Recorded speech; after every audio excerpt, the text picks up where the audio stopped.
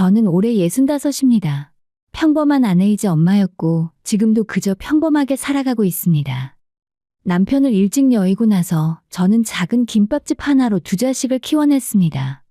새벽같이 일어나서 장을 보고 밤늦게까지 설거지를 하던 그 시간들이 이제는 아득하게 느껴지네요. 딸아이는 어릴 때부터 야무졌습니다. 학교에서 돌아오면 김밥집 일을 거들었고 집안일을 도와주는 것도 당연하게 여겼죠. 공부도 스스로 알아서 했고 대학도 장학금을 받아가며 다녔습니다. 그 아이는 저를 한 번도 힘들게 한 적이 없었어요. 엄마 나는 괜찮아. 엄마가 더 쉬어야 해.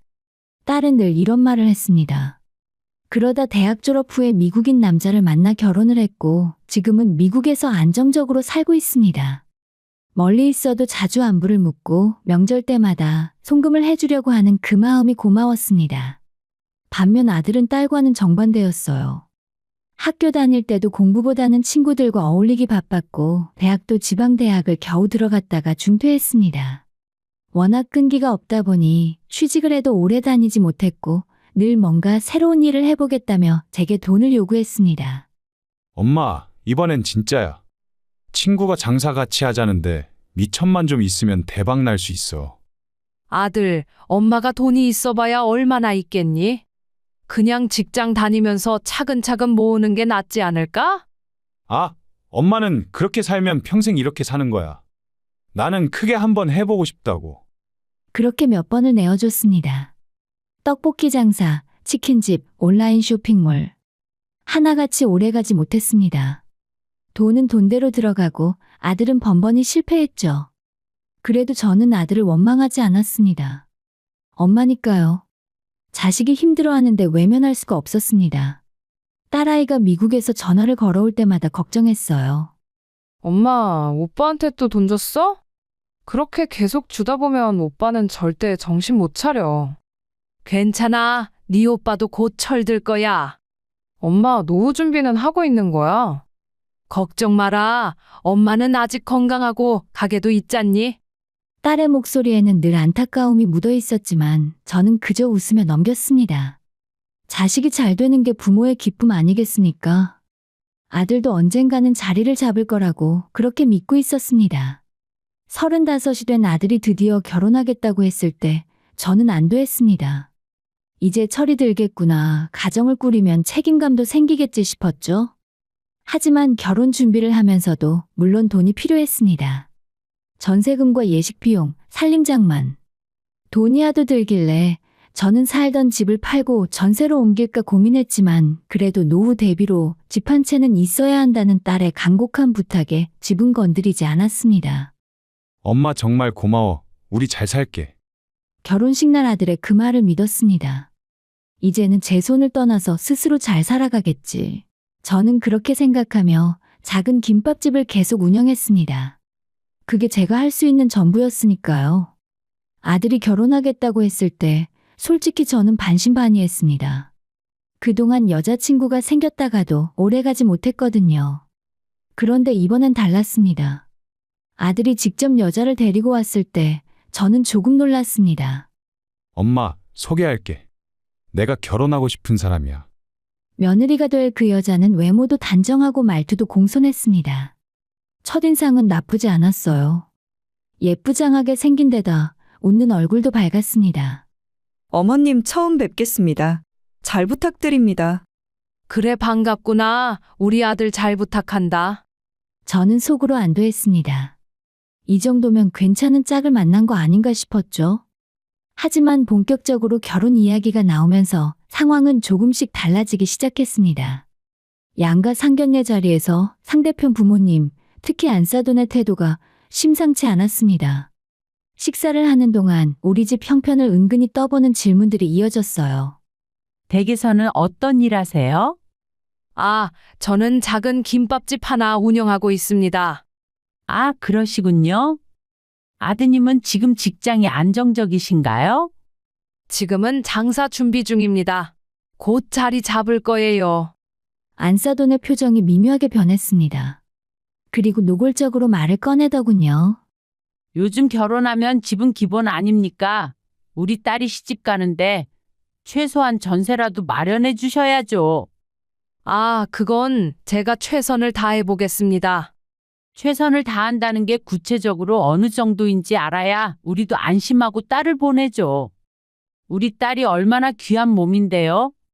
결혼도 하기 전부터 집 이야기와 돈 이야기가 먼저 나왔습니다.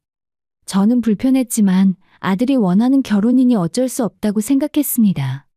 결국 제가 모아둔 돈을 털어 전세금을 마련해줬고 예식 비용과 살림 장만까지 대부분 제가 부담했습니다. 그 소식을 들은 딸아이가 미국에서 걱정스러운 목소리로 영상통화를 걸어왔습니다.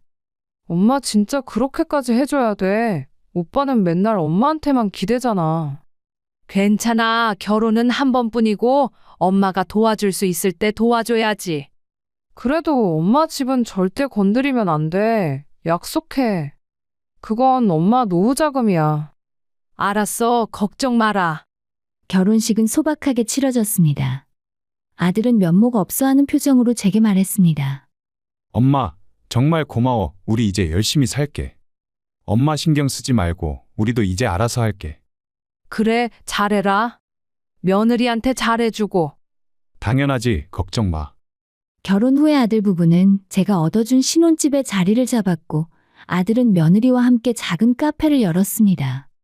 또 장사를 시작한다는 말에 걱정이 됐지만 이번엔 며느리가 함께 한다니 조금은 다르지 않을까 기대했어요. 처음 몇 달은 연락이 자주 왔습니다. 아들이 가끔 자기 가게 음식을 가져다 주기도 하고 명절에는 며느리와 함께 찾아오기도 했죠. 저는 며느리에게 특별히 뭘 바라지 않았습니다. 그저 우리 아들 곁에서 잘 살아주기만 하면 그걸로 충분했습니다. 힘들면 언제든 말해. 내가 도와줄 수 있는 건 도와줄게. 감사합니다, 어머님. 저희 잘 살게요. 며느리는 늘 그렇게 공손하게 대답했습니다. 저는 그 말을 믿었어요. 하지만 시간이 지나면서 조금씩 달라지기 시작했습니다. 연락이 뜸해졌고 만나자고 해도 바쁘다는 핑계가 많아졌습니다. 손주 소식도 없었어요. 결혼한 지 2년이 지났는데 아이 계획은 없는지 궁금했지만 감히 물어보지 못했습니다. 요즘 젊은 사람들은 그런 걸 간섭하는 걸 싫어한다고 들었거든요. 가끔 외식 자리를 만들어서 아들 부부를 불렀습니다. 요즘 장사는 잘 되니? 그럭저럭. 손님이 좀 늘었어. 며느리는 힘들지 않고. 며느리는 밝게 웃으며 대답했습니다. 괜찮아요. 저 체력 좋아요. 그렇게 말은 했지만 왠지 모르게 거리감이 느껴졌습니다. 예전처럼 편하게 이야기를 나누는 분위기가 아니었어요. 밥을 먹고 헤어질 때도 아들은 급하게 일어서곤 했습니다. 엄마, 우리 먼저 갈게. 가게 문 다시 열어야 돼. 그래, 조심히 가라. 뒷모습을 보며 저는 왠지 모를 외로움을 느꼈습니다. 자식이 결혼하면 이렇게 멀어지는 건가? 이게 당연한 건가? 그런 생각이 들었어요. 그때부터였습니다. 저는 슬슬 제 노후를 진지하게 고민하기 시작했어요. 김밥집도 나이가 들수록 힘들어졌고 혼자 사는 집도 너무 컸습니다. 실버타운 팸플릿을 몇 개 받아놓고 들여다보곤 했어요. 이제 내 인생을 살아야 할 때가 온 걸까? 그렇게 생각하며 조용히 하루하루를 보내고 있었습니다. 아들이 제 곁을 떠났다는 서운함보다는 이제 짐을 내려놓아도 되겠다는 안도감이 더 컸습니다. 하지만 그건 제가 아직 진실을 모르고 있었기 때문이었습니다. 그렇게 조용히 지내던 어느 날 갑자기 아들에게서 전화가 왔습니다. 엄마, 오늘 저녁에 시간 돼? 우리 집으로 한번 와줄 수 있어? 그래, 무슨 일인데? 아니, 그냥 얼굴 보고 싶어서. 같이 저녁이나 먹자. 목소리가 평소와 달리 무거웠습니다. 뭔가 심상치 않다는 느낌이 들었지만 저는 반찬 몇 가지를 싸들고 아들 집으로 향했습니다. 문을 열고 들어서자 아들과 며느리가 거실 소파에 나란히 앉아 있었습니다. 분위기가 묘하게 가라앉아 있었어요. 어머님 오셨어요? 며느리가 일어나서 저를 맞았지만 표정이 어두웠습니다. 아들도 마찬가지였죠. 왜들 이래? 무슨 일 있니? 식사를 하는 내내 아들 부부는 말이 없었습니다. 저는 불안한 마음에 먼저 물었습니다. 도대체 무슨 일인데 그러니? 엄마한테 말 못할 거라도 있어? 아들이 한숨을 깊게 내쉬더니 입을 열었습니다. 엄마, 사실은 가게가 잘 안 돼. 가게가 안 된다니? 무슨 소리야? 카페 운영이 생각보다 너무 힘들어. 임대료도 비싸고 요즘 경기도 안 좋고. 솔직히 말하면 빚이 좀 생겼어. 머리를 한 대 맞은 것 같았습니다. 빚이 얼마나 되는데? 이것저것 해서 한 8천만 원 정도. 뭐? 저는 그 자리에서 얼어붙었습니다. 8천만 원이라는 돈이 얼마나 큰 돈인데 그걸 어떻게 빌렸단 말입니까? 며느리가 눈물을 글썽이며 끼어들었습니다. 어머님, 저희도 정말 최선을 다했어요. 하루 종일 가게에 붙어 있었고 주말도 없이 일했는데 위치가 안 좋았나 봐요. 손님이 계속 줄어들어서. 그래서 지금 어떻게 하려고 그러니? 아들이 테이블 위에 서류 몇 장을 꺼내 놓았습니다. 엄마, 내가 알아봤어. 역세권에 괜찮은 상가 하나 나왔는데 거기 들어가면 무조건 대박이야. 위치가 진짜 좋거든. 월세 내면서 장사하면 답도 없고 이참에 상가를 사는 게 어떨까? 상가 가격이 얼마나 되는데? 7억 정도 해. 뭐? 7억? 너 미쳤니? 그 돈을 어디서 구한다고? 아들이 저를 똑바로 쳐다봤습니다. 그 눈빛에서 저는 이미 답을 알아챘습니다. 엄마 집을 팔면 돼. 순간 숨이 턱 막혔습니다. 너 지금 무슨 소리 하는 거야? 엄마 들어봐. 엄마 집이 지금 시세로 5억 정도 하잖아.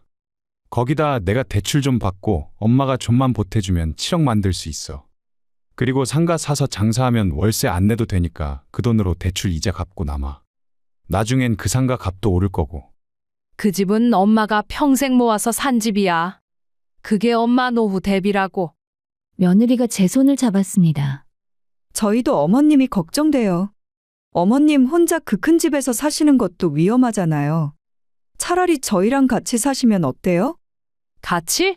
네, 어머님, 저희 집에서 같이 살면 되죠. 저희가 어머님 모시고 살겠습니다. 어머님 연세도 있으시고 혼자 사시다가 아프시기라도 하면 어떡해요. 저희가 곁에 있으면 훨씬 안심이잖아요. 아들도 거들었습니다. 그래 엄마, 우리 같이 살자. 엄마 모시고 살면서 효도할게. 가게도 같이 하면서 가족처럼 지내는 거야. 그게 더 좋지 않아? 저는 혼란스러웠습니다. 한편으로는 아들이 위기에 처했는데 외면할 수 없었고 다른 한편으로는 딸아이가 그렇게 신신당부했던 집을 팔아야 한다는 게 마음에 걸렸습니다. 엄마 제발 부탁이야. 이번만 도와줘. 진짜 마지막이야. 며느리도 눈물을 흘리며 말했습니다. 어머님, 저도 시집 와서 정말 열심히 살았어요. 근데 이렇게 되니까 너무 억울해요. 이제 어머님만 믿고 있어요. 제발 도와주세요. 그날 밤 저는 아들 집에서 나와 한참을 걸었습니다. 머릿속이 복잡했어요. 집을 판다는 건 제 마지막 안전망을 포기하는 거나 마찬가지였습니다. 하지만 아들이 빚에 허덕이는 걸 보고만 있을 수도 없었죠. 며칠을 고민했습니다. 딸아이에게는 차마 이야기할 수 없었어요. 분명 격렬하게 반대할 테니까요. 결국 저는 아들에게 전화를 걸었습니다. 아들, 엄마가 집을 팔게. 엄마, 정말 고맙습니다. 대신 조건이 있어. 너희 장사 잘 돼서 자리 잡으면 나중에 엄마 실버타운 들어갈 돈은 꼭 챙겨줘야 해. 당연하지. 걱정 마, 엄마. 이번엔 진짜 잘 될 거야. 엄마한테도 꼭 보답할게. 며느리도 전화기 너머로 밝은 목소리로 말했습니다. 어머님 정말 감사합니다. 어머님 은혜 평생 잊지 않을게요. 저희가 꼭 잘해서 어머님 편하게 모실게요. 그 말을 믿고 싶었습니다. 자식이 다시 일어설 수 있다면 이 정도 희생은 할 수 있다고 그렇게 스스로를 설득했습니다. 저는 곧바로 집을 금매로 내놓았습니다. 조금이라도 빨리 팔아서 아들을 도와야 한다는 마음뿐이었어요. 부동산에서는 조금만 기다리면 더 좋은 가격을 받을 수 있다고 했지만 저는 서둘렀습니다. 이게 부모 역할 아니겠나. 자식이 어려울 때 돕는 게. 그렇게 스스로를 다독이며 저는 계약서에 도장을 찍었습니다. 그때까지만 해도 제가 얼마나 큰 실수를 하고 있는지 전혀 몰랐습니다. 집 계약이 진행되는 동안 저는 며느리에게 반찬을 만들어 전해주기로 했습니다. 아들 부부가 바쁘게 가게 일을 하고 있을 테니 제가 할 수 있는 건 이런 것밖에 없었거든요. 전화를 걸었지만 며느리는 받지 않았습니다. 내가 반찬 좀 가져다 줄까? 문자를 보냈더니 한참 뒤에야 답장이 왔어요. 오늘은 괜찮아요. 저희는 밖에서 먹기로 했어요. 그래도 저는 이미 반찬을 다 준비해 놓은 상태였습니다. 그냥 가게 앞에 두고 오면 되겠다 싶어서 보낸 가방에 반찬통을 담아 아들 부부의 카페로 향했습니다. 카페 근처에 도착했을 때 저는 문득 카페 유리창 너머로 익숙한 얼굴을 발견했습니다. 며느리였습니다. 아들은 보이지 않고 며느리는 친구들로 보이는 여자 2명과 함께 웃으며 수다를 떨고 있었어요. 밖에서 먹는다더니 여기 있네. 저는 반찬을 전해주려고 카페 안으로 들어가려다가 문득 며느리의 표정을 보고 멈칫했습니다. 그 얼굴에는 제가 한 번도 본 적 없는 표정이 있었어요. 차갑고 계산적이고 뭔가 음흉한 느낌마저 드는 표정이었습니다. 저는 본능적으로 안으로 들어가지 않고 카페 유리창 옆 구석에 몸을 숨겼습니다. 그리고 귀를 기울였죠. 며느리의 목소리가 또렷하게 들려왔습니다. 아, 진짜 힘들었어. 눈물 연기하는 거 있지? 그거 진짜 힘들더라고. 친구 하나가 웃으며 물었습니다. 그래서 너희 시어머니가 집 팔기로 했어? 드디어 오케이 떨어졌어. 5억짜리 집인데 그거 팔면 우리는 완전 대박이지. 헐, 대박. 근데 진짜 같이 산다며? 시어머니랑? 며느리가 비웃듯 웃었습니다. 에이, 무슨 소리야. 누가 시어머니랑 같이 살아? 그냥 집 팔게 하려고 한 소리지. 그럼 집 팔고 나서는 일단 돈 받고 적당히 시간 끌다가 요양원 알아봐 드린다고 하면 되지 뭐. 우리가 모시겠다고 했지 언제까지 모신다고는 안 했잖아. 순간 제 심장이 쿵하고 내려앉는 느낌이었습니다. 다른 친구가 걱정스러운 목소리로 말했습니다. 그래도 그건 좀 너무한 거 아니야? 뭐가 너무해? 솔직히 말해서 시어머니 혼자 있어봤자 쓸쓸하게 사는 거잖아. 요양원이 오히려 나을 수도 있어. 거기 가면 또래들이랑 어울릴 수도 있고. 그렇긴 한데 그래도 사람이. 며느리가 짜증 섞인 목소리로 말을 잘랐습니다. 아, 너희들은 몰라. 시집살이가 얼마나 힘든데. 나도 내 인생 살아야지. 늙은이 모시고 살면서 내 청춘 다 바치라고? 그건 아니지. 그럼 남편은 뭐래? 엄마 모시겠다고 한 거 아니야? 우리 남편? 에이, 그 사람도 마찬가지야. 돈만 받으면 그만이지. 어차피 진짜로 엄마 모실 생각은 없던데 나보다 더 부담스러워 하더라고. 헐, 너네 진짜 대단하다. 며느리가 커피를 홀짝이며 말했습니다. 뭐 어쨌든 이번에 상가 사면 우리 인생 역전이야. 위치 좋은데 상가 하나 있으면 편하게 살 수 있거든. 시어머니한테는 미안하지만 어쩔 수 없지 뭐. 그래도 나중에 들키면 어떡하려고? 들킬 게 뭐 있어? 우리가 최선을 다했는데 여건이 안 돼서 요양원 알아본 거라고 하면 되지. 법적으로 문제될 것도 없어. 어차피 집은 시어머니가 알아서 판 거고 우리는 그냥 도움받은 거니까. 그 순간 제 손에서 보낸 가방이 떨어질 뻔했습니다. 저는 가슴을 부여잡고 그 자리에서 벗어났습니다. 다리에 힘이 풀려 비틀거렸고 눈앞이 핑 도는 것 같았어요. 집으로 돌아오는 길, 저는 제대로 걷지도 못했습니다. 머릿속이 하얘졌어요. 며느리의 그 목소리가 계속 귓가에 맴돌았습니다. 요양원 보낼 거야. 돈만 받으면 그만이지. 어차피 진짜로 모실 생각 없어. 집에 들어와서 그대로 주저앉았습니다. 눈물이 주르륵 흘러내렸어요. 분노보다는 배신감보다는 허탈함이 더 컸습니다. 아들도 알고 있었다는 거야. 우리 아들도. 며느리 혼자만의 생각이 아니라 아들도 함께 저를 속였다는 말. 그게 더 충격이었습니다. 저는 며칠을 알아누웠습니다. 아들이 걱정된다며 전화를 여러 번 걸어왔지만 받지 않았어요. 며느리도 문자를 보냈습니다. 어머님 괜찮으세요? 집 파는 건 계약이 잘 진행되고 있어요? 그 문자를 보는 순간 속이 뒤집어질 것 같았습니다. 밤새 잠을 이루지 못하고 천장만 바라봤습니다. 평생을 자식 위해 살았는데 그 자식이 저를 이렇게 이용하려 했다니. 제가 뭘 잘못했을까요? 너무 많이 줬을까요? 아니면 너무 쉽게 믿었을까요? 딸아이의 목소리가 떠올랐습니다. 엄마, 오빠한테 계속 주면 오빠는 절대 정신 못 차려.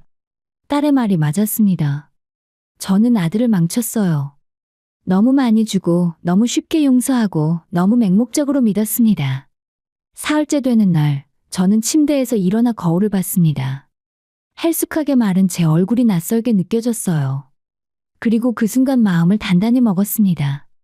이제 그만 더 이상 당하지 않겠어. 저는 떨리는 손으로 휴대폰을 들고 부동산에 전화를 걸었습니다. 여보세요. 저 며칠 전에 집 매물 내놓은 사람인데요. 죄송하지만 매물을 취소하고 싶습니다. 아, 네? 그런데 이미 관심 있는 분들이 몇 분 계신데. 괜찮습니다. 그냥 취소해 주세요. 제가 마음을 바꿨어요. 전화를 끊고 나니 처음으로 마음이 조금 편해지는 것 같았습니다. 이제 해야 할 일은 명확했습니다. 아들과 며느리에게 제가 더 이상 호락호락한 사람이 아니라는 걸 보여줘야 했습니다. 그리고 무엇보다 제 남은 인생은 제가 지켜야 했습니다. 매물을 취소한 다음 날, 저는 곧바로 변호사 사무실을 찾아갔습니다. 제 재산을 정리하고 딸에게 증여할 준비를 해야 했습니다. 그럼 확실하게 결정하신 겁니까? 아드님 몫은 전혀 남기지 않으시겠다는 거죠? 네, 확실합니다. 제 재산은 제가 처분할 권리가 있지 않습니까? 물론입니다. 다만 나중에 분쟁의 소지가 있을 수 있어서 여쭤본 겁니다. 괜찮습니다. 이미 아들에게는 충분히 줬어요. 결혼 자금, 사업 자금, 비탄감, 이제 더 줄 건 없습니다.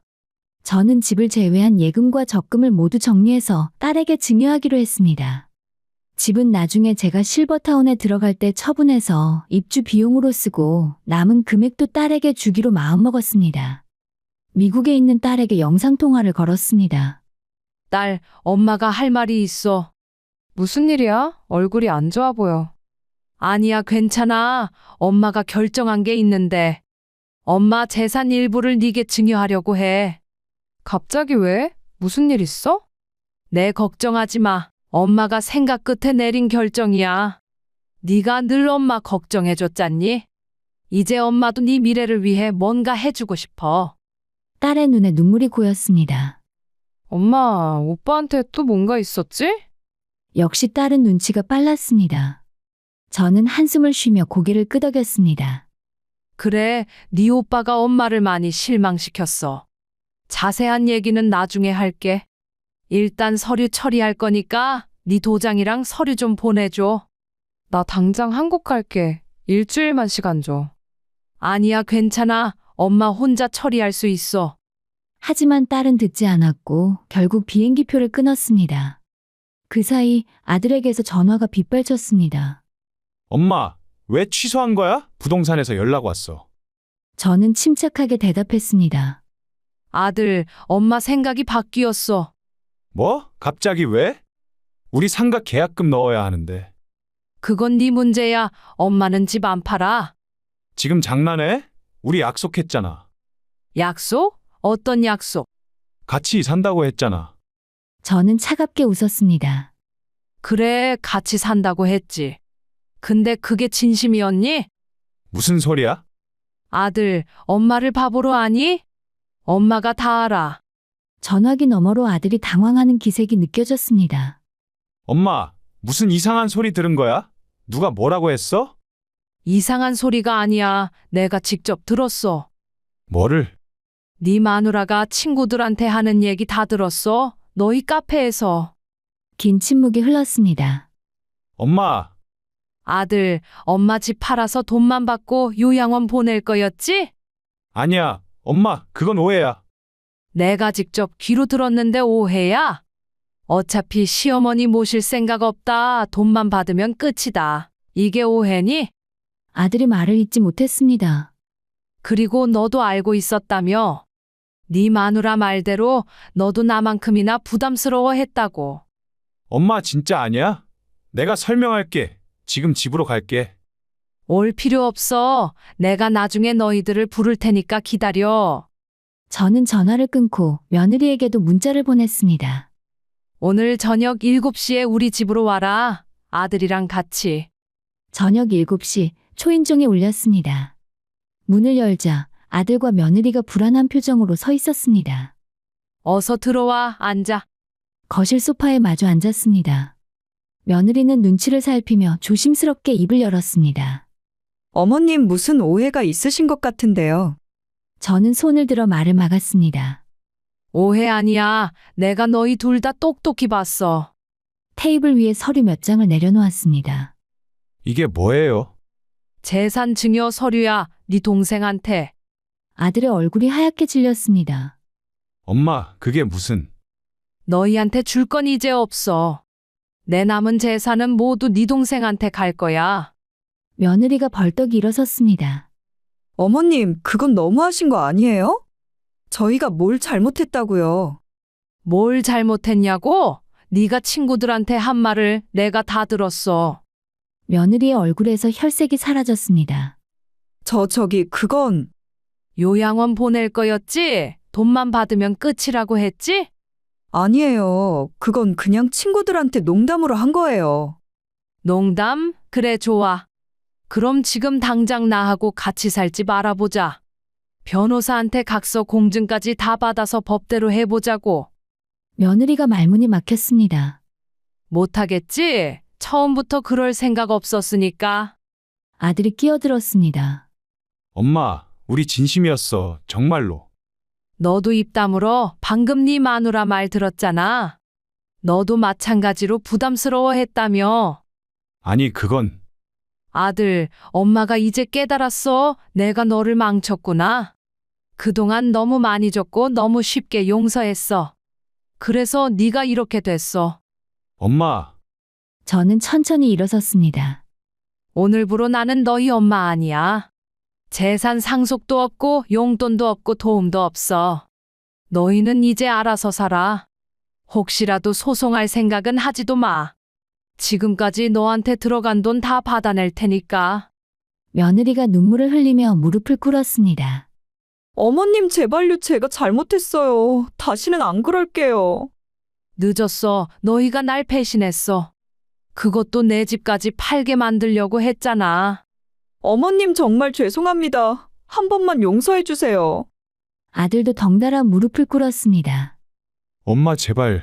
나 정말 잘못했어. 다시는 안 그럴게.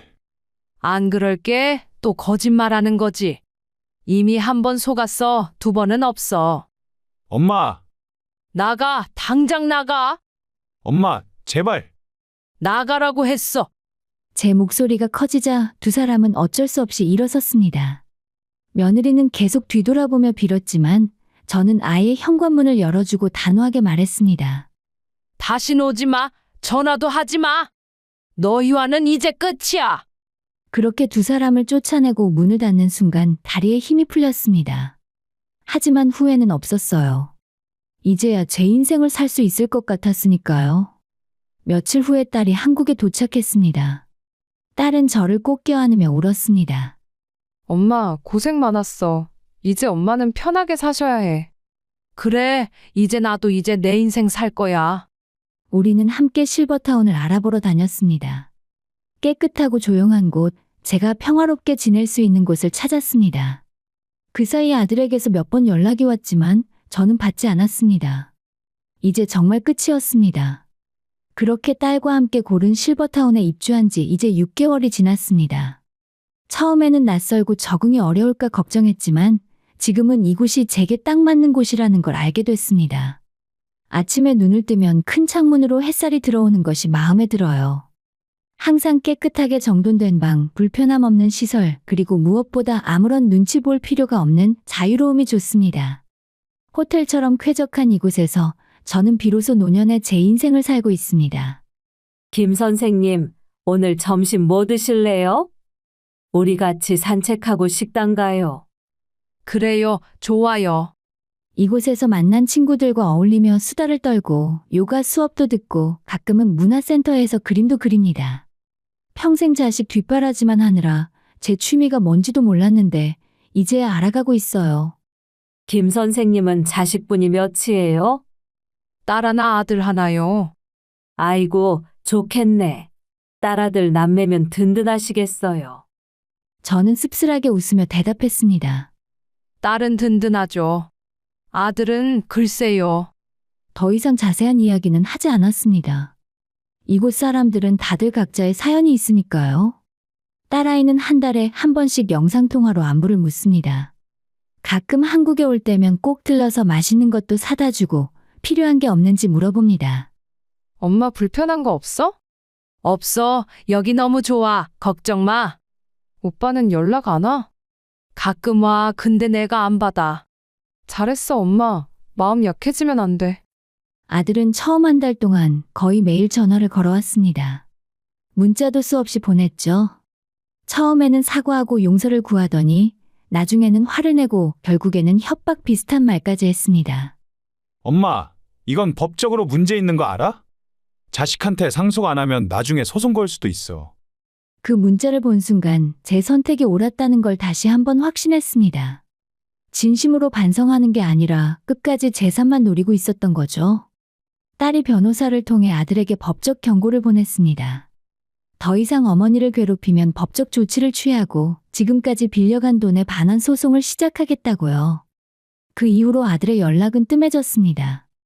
가끔, 정말 가끔 아들이 보고 싶을 때가 있어요. 어릴 적 제 손을 꼭 잡고 엄마 사랑해. 라고 말하던 그 아이가 떠오를 때가 있어요. 하지만 그건 이미 오래전 일입니다. 지금의 아들은 제가 아는 그 아이가 아니에요. 실버타운 로비에 앉아 창밖을 바라보다가 문득 여러 생각이 들었습니다. 제가 뭘 잘못했을까? 너무 많이 줬을까?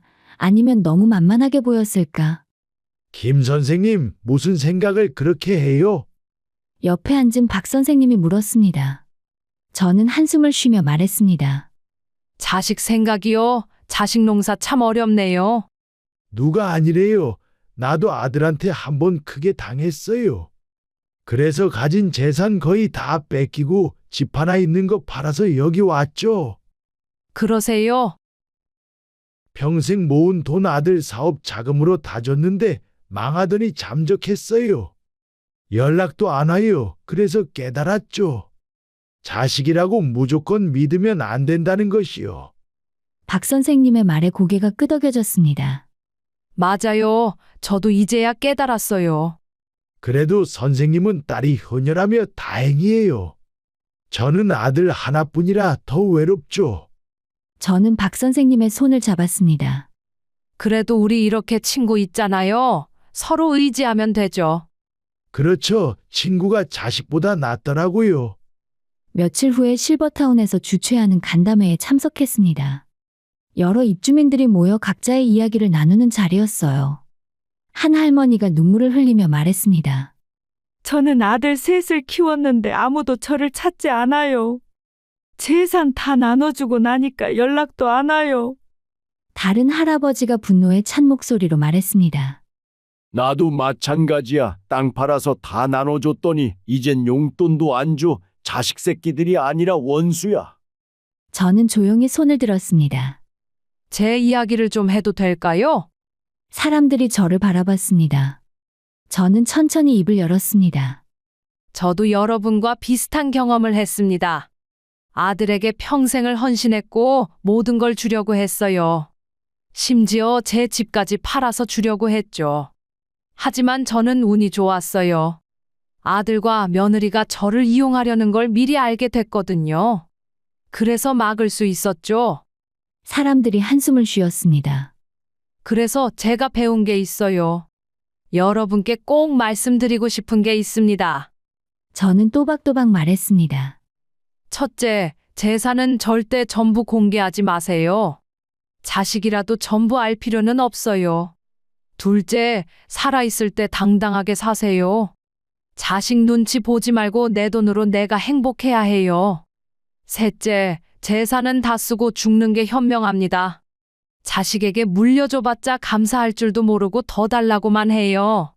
한 할머니가 물었습니다. 그래도 자식인데 너무 야박한 거 아니에요? 저는 고개를 저었습니다. 야박한 게 아니에요. 자기 방어예요. 자식이 부모를 진심으로 사랑한다면 부모 재산이 얼마든 상관없어야 해요. 부모가 행복하게 사는 게 우선이죠. 사람들이 박수를 쳤습니다. 실버타운 창가에 앉아서 일몰을 바라봅니다. 노을이 참 곱습니다. 예전에는 이런 풍경을 볼 여유도 없었어요. 가게 문 닫고 설거지하고 아들 걱정하느라 바빴으니까요. 이제는 다릅니다. 제 시간이 있고 제 공간이 있고 제 삶이 있습니다.